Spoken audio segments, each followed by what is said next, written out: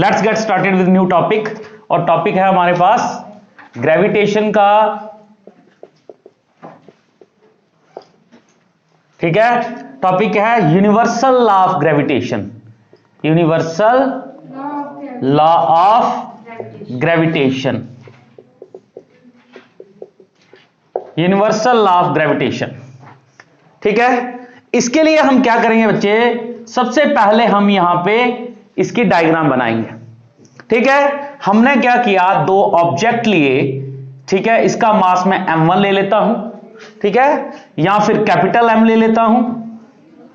नाम इसका मैं इसको अर्थ ले लेते हैं, ठीक है। नाम कुछ भी रख दीजिए आप, चाहे ए बॉडी रख दीजिए नाम, ठीक है। दूसरी बॉडी इसका नाम B रख देता हूं और इसका मास स्मॉल m लिख लेता हूं, और इन दोनों के बीच का डिस्टेंस स्मॉल r ले लेता हूं, ठीक है। तो पहले इसकी हम स्केलर फॉर्म करेंगे, क्योंकि फोर्स है तो फोर्स क्या होती है, वेक्टर क्वांटिटी। फोर्स क्या है, वेक्टर क्वांटिटी, तो फिर हम इसका वेक्टर फॉर्म करेंगे। तो सबसे पहले स्टेटमेंट लिख लेते हैं।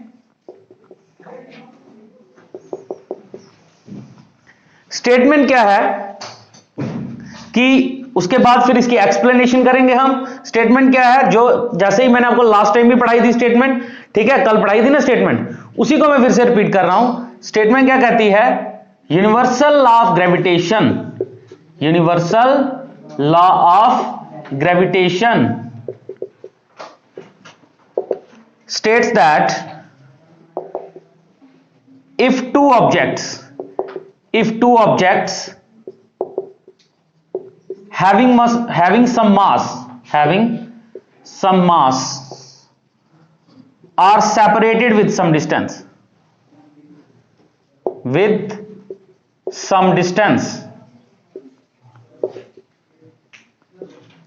they will apply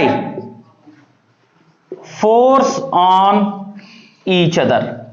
एक दूसरे के ऊपर क्या लगाएंगे बच्चे, फोर्स लगाएंगे, ठीक है। And the magnitude of force, and the magnitude of force is directly proportional to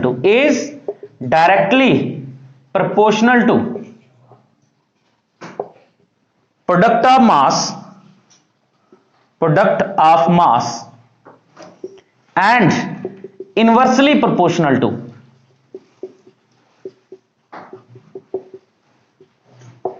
square of distance between them, square of distance between them। Okay, चलिए देखते हैं फ्रॉम डायग्राम क्या कहता है कि अगर हमारे पास दो ऑब्जेक्ट हैं, या फ्रॉम फिगर दो ऑब्जेक्ट हैं, एक का नाम है A, दूसरे का नाम है B, they have some distance between them, that is R we have taken here, and the name of this object is A and B as I have told you earlier। अब क्या किया, ये दोनों एक दूसरे के ऊपर फोर्स लगाएंगे, provided they are present in the gravitation field of each other.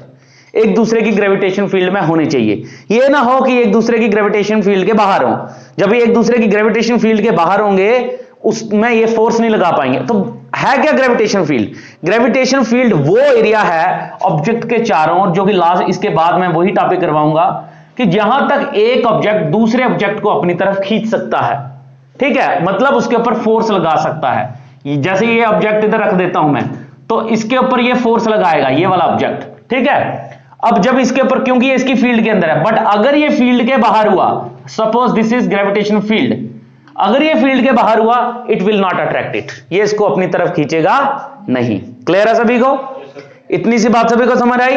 अब हम क्या करेंगे, इस फिगर से देखते हैं और हम क्या इसमें से जो एक्सप्लेनेशन करते हैं। तो पहले इसमें universal law of gravitation Newton ने आपको बता दिया, ऑलरेडी मैंने दिए हैं, और ये यूनिवर्सल इसलिए है क्योंकि ये सिर्फ धरती पे नहीं है, लगेगा ब्रह्मांड में, यूनिवर्स में, wherever you want to go you can go over there, you will feel that this law is applicable also, ठीक है। वहां पे ये लॉ लगेगा, ये नहीं है कि धरती पे ही लगेगा, धरती पे ही अप्लाई होगा।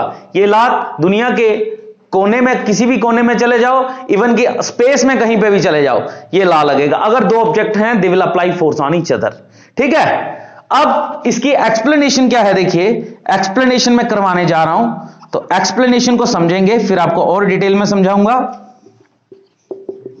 और ये जो इसका मैग्नीट्यूड होगा फोर्स का, मतलब जो वैल्यू होगी फोर्स की, वो डायरेक्टली प्रोपोर्शनल होगी प्रोडक्ट ऑफ मास के। जितना ज्यादा मास होगा उतना ज्यादा उनके बीच में फोर्स होगा, ठीक है। एंड इनवर्सली प्रोपोर्शनल होगी square of distance between them के। इनवर्स रिलेशन मतलब क्या हुआ, अगर इसका देखिए इधर देखना सभी ने, अगर मान लीजिए ये दो कंपोनेंट हैं, ये एक दूसरे के डायरेक्टली प्रोपोर्शनल, अगर ये 2 टाइम बढ़ेगा तो इसकी वैल्यू 2 टाइम बढ़ जाएगी, ठीक है जी।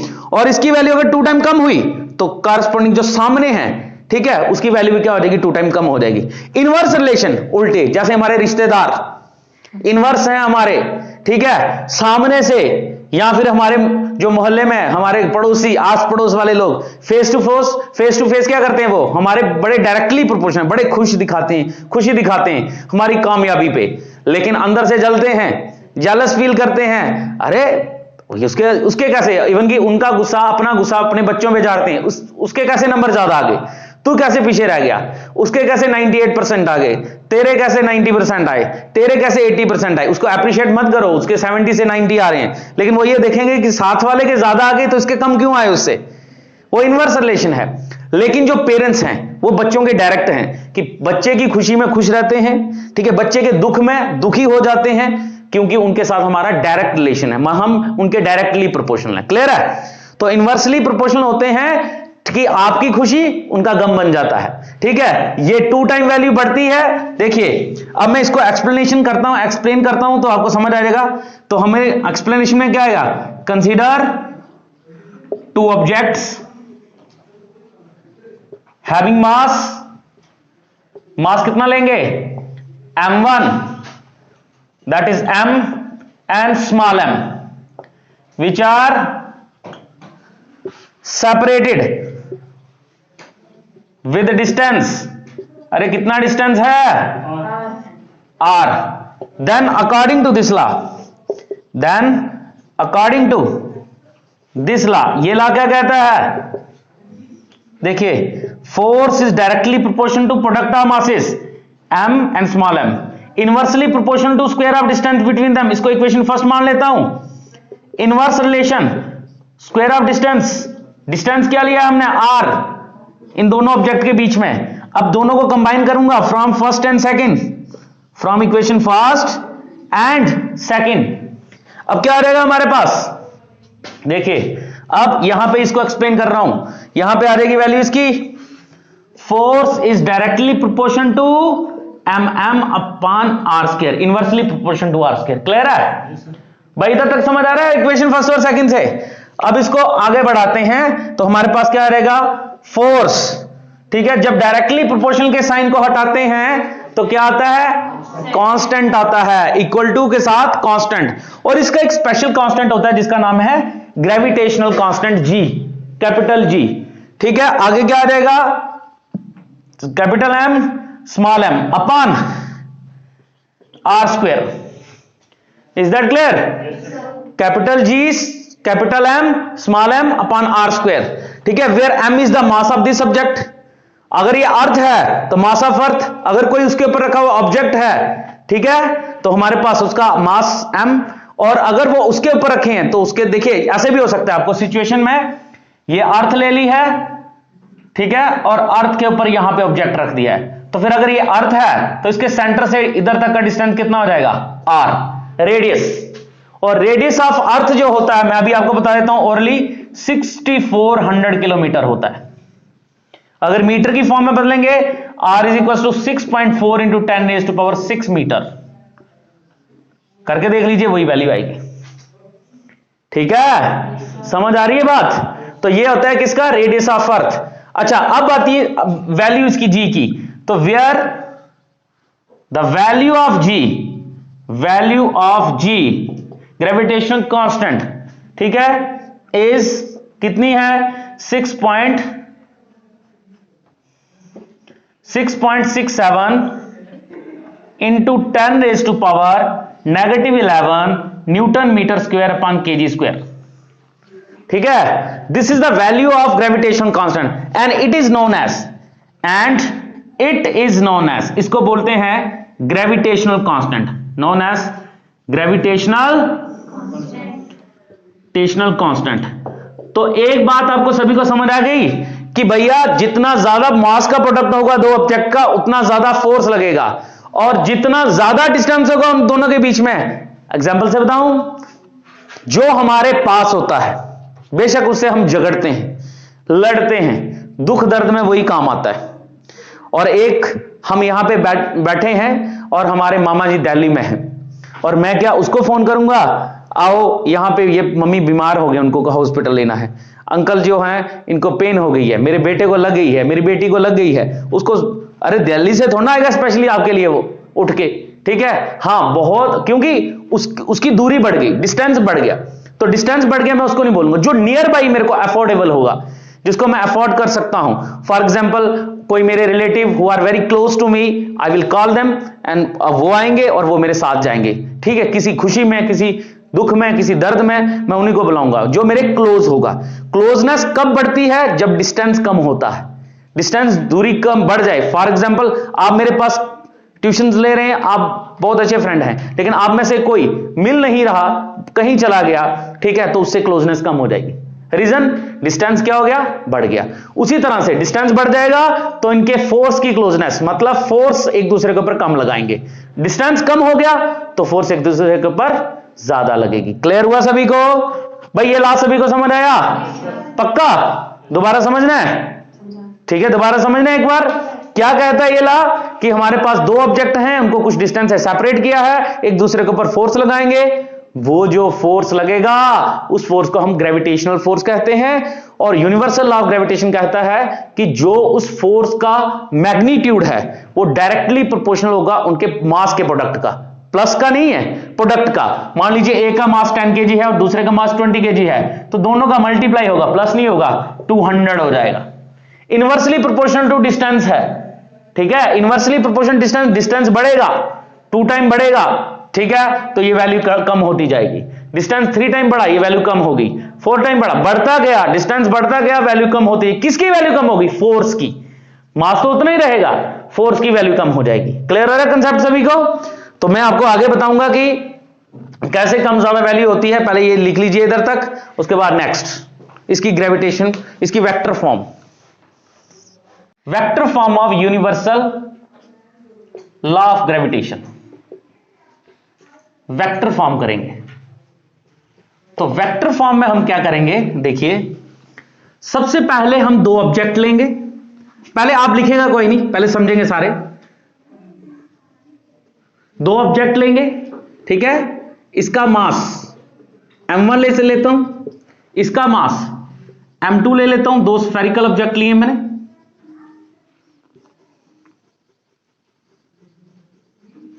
m1 है, m2 है, ठीक है। वेक्टर फॉर्म ले रहे हैं।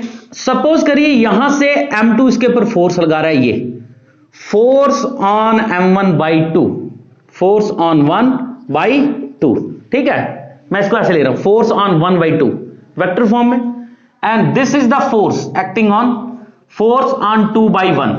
मैं लिखवा भी देता हूं, इसको लिखूंगा साइड पे रफ पे ताकि याद रहेगा। Force acting on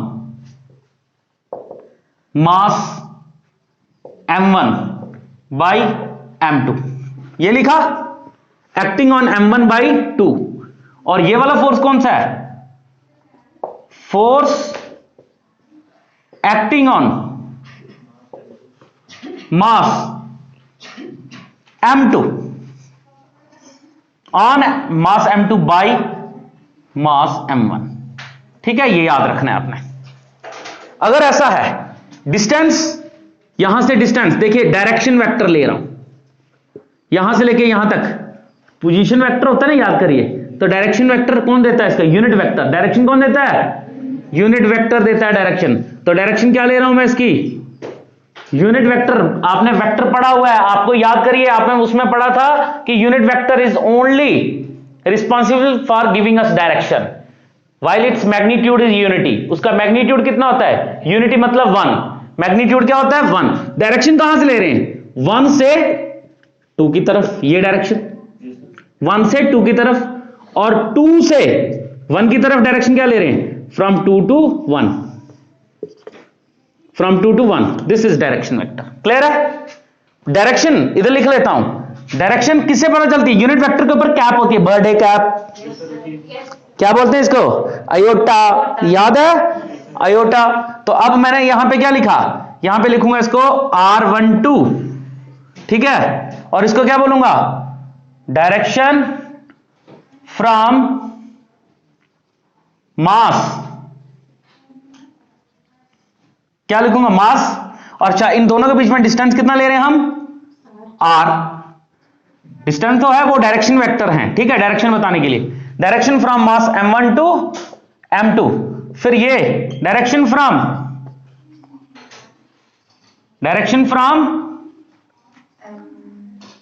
M2 to, ठीक है, M1। क्लियर है सभी को? ठीक है, ये आगे डायरेक्शन, ये यहां से आपने कंसीडरेशन लिख लेनी है, ये इसकी कंसीडरेशन है। कंसीडर, इधर ही लिखवा रहा हूं, consider two objects having mass M1 and M2, इनका मास कितना है? M1 and M2, and also here the distance between them is R, while another components are given as, क्या दिए हुए हैं? ये दिए हैं बाकी कंपोनेंट्स नीचे, ठीक है जी। अब इससे क्या हो जाएगा? अकॉर्डिंग टू, देखिए, according to universal law of gravitation, universal law of gravitation क्या कहता है? Universal law of gravitation, universal law of gravitation कहता है बेटा, पहले बताइए ये वाले आपको 4 पार्ट समझ आ गए? फोर्स फर्स्ट के ऊपर लग रहा है सेकंड के द्वारा, फोर्स सेकंड के ऊपर लग रहा है फर्स्ट के द्वारा, दोनों एक दूसरे के ऊपर फोर्स लगा रहे हैं। डायरेक्शन मास M1 से लेके M2 की तरफ, डायरेक्शन मास M2 से लेके M1 की तरफ। देखना, यूनिवर्सल लॉ ऑफ ग्रेविटेशन क्या कहता है? Force acting on first by second, acting on first by second is equal to किसके बराबर होगा? देखिए, magnitude G M1 M2, distance दोनों के बीच में क्या लिया है? R², ये मैग्नीट्यूड हो गया। और डायरेक्शन क्या है? किसके ऊपर लग रहा है? ऑन 1, कौन लगा रहा है? सेकंड, तो सेकंड से ही डायरेक्शन आएगी ना, ध्यान से समझना सभी ने। फर्स्ट जो मास है A पॉइंट पे हमने रखा है, B पॉइंट पे हमने मास रखा है, इसका मास M1 है, M2 है। मेरी बात सुनना ध्यान से, ये भैया फोर्स लगा रहे हैं, ये ऐसे इसके ऊपर, ठीक है? अच्छा, मैं भी लगा रहा हूं फोर्स, ओके। अब हमने फिर से क्या देखा? F12, ये वाला फोर्स एक के द्वारा, देखिए इसके द्वारा, ये हमारे पास 2-1 वाला देख लेते हैं पहले, force acting on first by second. ये फोर्स कौन लगा रहा है? ये भैया ऐसे धक्का देंगे। अरे डायरेक्शन कहां से होगी इसकी? अगर मैं इस भाई साहब के ऊपर फोर्स लगाना चाहता हूं तो मैं ऐसे लगाऊंगा ना, ऐसे, तो मैं कहां से जाऊंगा? यही डायरेक्शन लूंगा ना, सेकंड से फर्स्ट की तरफ। और अगर इधर से फोर्स लगाऊंगा तो फर्स्ट से सेकंड की तरफ। क्लियर है सभी को? तो force acting on first by second, second लगा रहा है इसके ऊपर फोर्स, तो इतनी होगी, डायरेक्शन क्या हो जाएगी? सेकंड से फर्स्ट की तरफ। क्लियर है? नहीं क्लियर है? दोबारा समझा रहा हूं, that is why I am repeating its once again. Reason is what? ये वाली चीजें आपको समझाने में प्रॉब्लम हो जाती, लेकिन है कुछ नहीं है ज्यादा खास। मैंने क्या बोला? इतनी सी बात समझनी है। आप यहां पे अगर दूसरा पर्सन खड़ा होगा यहां से, वो फोर्स ऐसे ही तो लगाएगा इसके ऊपर, और ये वाला इसने फोर्स इसके ऊपर लगानी थी, ये ऐसे ही लगाएगा। तो ये वाली जो फोर्स है, ये कौन लगा रहा है? ये लगा रहे हैं हमारे पास सेकंड M2 ऑन M1 लगा रहा है फोर्स, और ये वाली फोर्स कौन लगा रहा है? M1 on. क्लियर हो रहा है? तो ये वाली फोर्स लग रही है, तो इसके ऊपर फोर्स कौन लगाना है? फर्स्ट के ऊपर लग रही है फोर्स, कौन लगा रहा है? सेकंड लगा रहा है। मैं इसको ऐसे भी लिख देता हूं, ऑन फर्स्ट बाय सेकंड, ताकि याद रहे डिस्टेंस यहां से, क्योंकि फोर्स यहां से लगाई जा रही है। क्लियर है सभी को? अब ये आ गई क्वेश्चन फर्स्ट। उसी तरह से similarly force on second by first, ठीक है, तो क्या हो जाएगा GM1 M2, ये तो सेम है आर के, लेकिन डायरेक्शन क्योंकि किसके ऊपर लग रही है, ऑन सेकंड बाई फर्स्ट, यहां से लगा रहे थे डायरेक्शन 1 से सेकंड की तरफ। समझ आया सभी को? पक्का आप समझ आ रहा है सभी को? कोई बच्चा ऐसा तो नहीं जिसको नहीं समझ आ रहा है? तो ये क्या लिखूंगा मैं, from R1 to second. Clear है? इक्वेशन नंबर, तो मैं क्या लिखूंगा यहां पे, but you can see that, इधर से मैं इधर आया, बट देख सकते हैं R21 is equal to minus R12।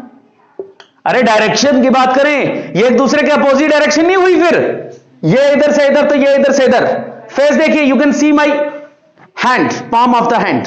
What are you observing here? यहां से जाते हुए मुंह इधर है इस तरफ, और यहां से इधर आते हुए मुंह इस तरफ है। ठीक है जी, तो हमारे पास यहां पे ये फोर्स लगा रहे हैं, तो दोनों के आपस में क्या हो रही है, डायरेक्शन अपोजिट। डायरेक्शन वेक्टर लिया था, डायरेक्शन मतलब यूनिट वेक्टर लिया था, यूनिट वेक्टर ही तो इनकी डायरेक्शन बताता है, तो मैं इसको एज ए डायरेक्शन वेक्टर बोलता हूं।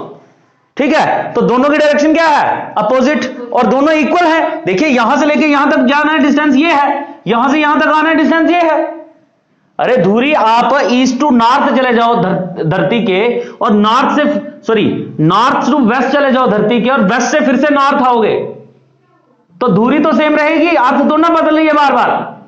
ठीक है, क्लियर हो रहा है सभी को कंसेप्ट? उसी तरह से ये वाली दूरी इधर से लेके इधर तक, दो बॉडी के बीच में बदल रही है क्या? नहीं बदल रही है। ये इधर से इधर जा रहे हैं और चाहे इधर से इधर आ रहे हो, डिस्टेंस दोनों के बीच में क्या है, सेम। तो हमारे पास क्या हो जाएगा, therefore equation first becomes, equation first क्या बन जाएगी, देखिए इधर लिख लेता हूं मैं, देयरफॉर इक्वेशन फर्स्ट बिकम्स, क्या बन जाएगी equation first, you can see that F12 is equal to GM1 M2। अच्छा, R21 की जगह पे माइनस क्या लिख सकता हूं, और देख लो भाई, माइनस क्या हो जाएगा इसकी जगह पे, R21 की जगह पे माइनस R12। क्लियर है? क्योंकि दोनों की डायरेक्शन अपोजिट है। इक्वेशन थर्ड मालूम है? Now dividing equation third by second के साथ डिवाइड करता। देखिए जब मैं डिवाइड करूंगा, ये वाला कंपोनेंट कैंसिल हो जाएगा, बचेगा क्या हमारे पास, यहां पे थर्ड इक्वेशन में ये पता चल रहा है आपको, ये वाला part, this part get cancel out with this part.